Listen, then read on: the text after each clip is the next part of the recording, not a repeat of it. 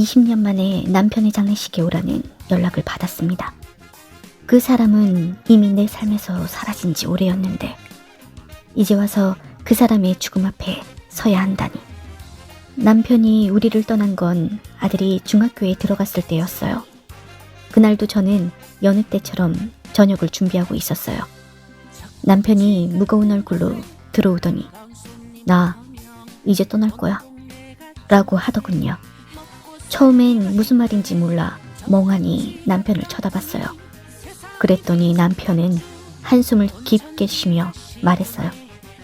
미안해. 난 다른 여자를 사랑하게 됐어. 이렇게 사는 게 너무 힘들어. 이혼해줘.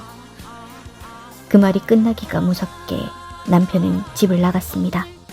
아들은 현관 앞에 서서 눈물을 꾹 참더니 엄마, 난 괜찮아. 울지 마. 하며 제 손을 꼭 잡았어요. 하지만 저는 괜찮지 않았습니다. 한때 사랑했던 사람, 우리 아이의 아버지가 그렇게 무책임하게 우리를 버리고 떠났어요. 아들은 말없이 남편의 뒷모습을 바라보다가 방으로 들어가 문을 걸어 잠갔습니다. 그리고 그날 이후 남편이 떠났던 그 자리에 남겨진 우리는 지옥 같은 삶을 살아야 했어요. 남편이 떠난 후 당장 생계를 해결해야 했어요. 아이를 키우려면 돈이 필요했지요. 하지만 저는 특별한 기술도 경력도 없었지요. 그렇게 시작한 게 공장 일이었어요. 낮에는 공장에서 기계를 돌리고 밤에는 식당에서 접시를 닦으며 하루를 버텼지요.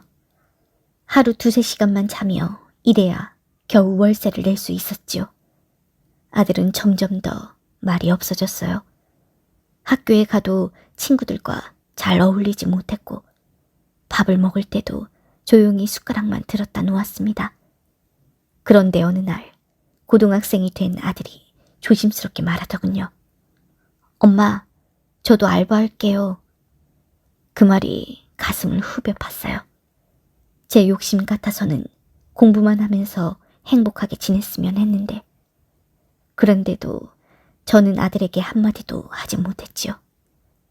당장 생활비가 부족했기 때문에 저 혼자 버티기엔 너무나 벅찼기 때문에 그렇게 우리는 둘이서 하루하루를 버티며 살았어요.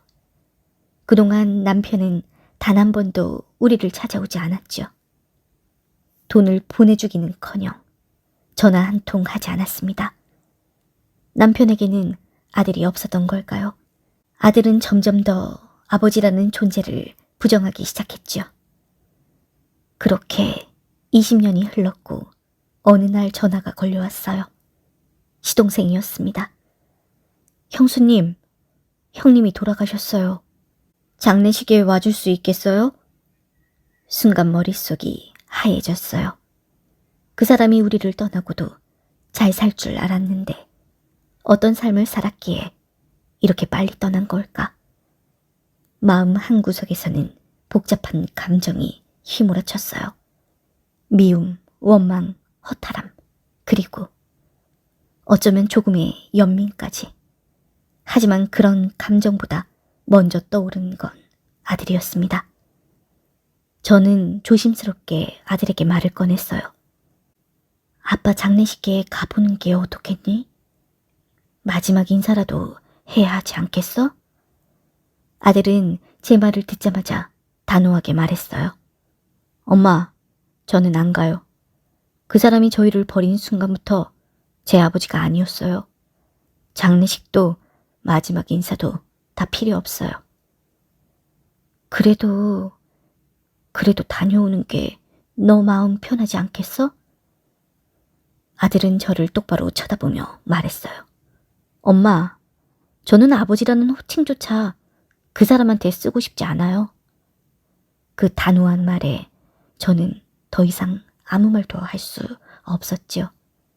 그 아이의 마음을 이해하면서도 한편으로는 저도 참 씁쓸했습니다. 장례식장에 가지 않기로 결정하자 시동생이 카톡으로 남편이 남긴 편지를 보내왔어요. 이 편지가 너희에게 닿을 수 있을지 모르겠구나. 나는 이제야 내가 얼마나 큰 잘못을 했는지 깨달았다. 너희를 떠난 뒤로 내 인생이 행복할 줄 알았지만 날마다 후회와 죄책감 속에 살았다. 아들아, 어린 너를 두고 떠나며 어떤 상처를 남겼을지 나는 감히 상상도 할 수 없구나. 아내는 홀로 얼마나 많은 고생을 했을까. 내 이름조차 떠올리기 싫겠지만 마지막으로 너희에게 사죄하고 싶었다. 내 잘못을 용서해달라고 감히 부탁할 수는 없지만 그저 너희가 이 편지를 읽고 내 마음만은 전해줬으면 좋겠다. 서로를 지키며 행복하게 살아주길 바란다. 정말 미안하고 또 미안하다. 편지를 읽고 저는 허무한 마음이 들었어요. 이제 와서 후회한들, 이제 와서 사죄한들, 우리의 고통과 상처가 사라질 수 있을까요? 아들은 편지를 건네주자마자 눈길 한번 주지 않고 말했습니다. 엄마, 저는 안 읽을래요. 그 사람이 우리한테 그랬듯 저도 이제 그 사람을 모른 척하고 싶어요.